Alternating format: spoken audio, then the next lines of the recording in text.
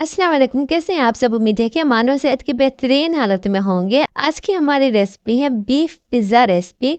बहुत ही डिलीशियस और बहुत ही यमी बनकर तैयार होता है और बहुत ही सॉफ्ट भी बनता है। तो आइए फिर रेसिपी को स्टार्ट करते हैं। बिस्मिल्लाहिर्रहमानिर्रहीम। यहाँ पर मैंने लिया था 3 कप मैदा, उसमें मैं ऐड करूँगी 3 टेबल स्पून ऑयल, नमक 1 टीस्पून, 1 टीस्पून चीनी और इसमें हम ऐड करेंगे खमीरा यानी कि यीस्ट 1 टेबल स्पून। अच्छे से मिक्स करेंगे। मिक्स करने के बाद दूध ऐड करते हुए इसे अच्छे से गूंद लेंगे।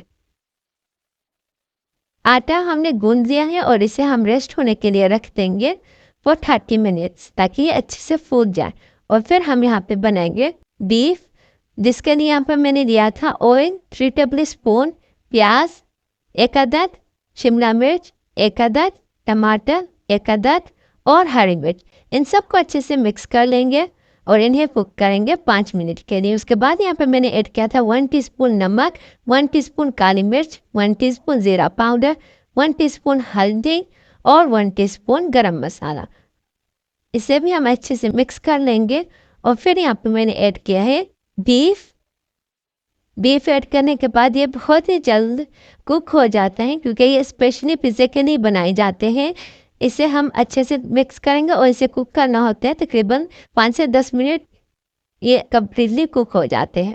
ये कुक हो चुके हैं, अब हम इन्हें निकाल लेंगे और उसके बाद आटा भी हमारा रेडी हो चुका है। अब हम बेकिंग पैन में इसे अच्छे से फैला लेंगे। फैलाने के बाद अब मैं यहाँ पर इसमें ऐड करूँगी चीज़ स्प्रेड। आपको जो भी चीज़ पसंद हो आप वो ऐड कर सकती हैं। उसके बाद हम ऐड करेंगे बीफ जो हमने बनाया था और फिर हम यहाँ पे जैतून ऐड करेंगे। ये ऑप्शनल है, अगर आपको पसंद हो तो आप ऐड कर सकते हैं। और फिर बेक होने के लिए रख देंगे 15 मिनट। उसके बाद हम इसे निकाल लेंगे। निकालने के बाद अब मैं इसमें ऐड करूँगी शेडर चीज़ और मोज़रेला चीज़। अब हम इसे दोबारा से 10 मिनट बेक करेंगे। पिज़्ज़ा हमारा रेडी हो चुका है। उम्मीद करती हूँ आपको ये रेसिपी पसंद आई होगी।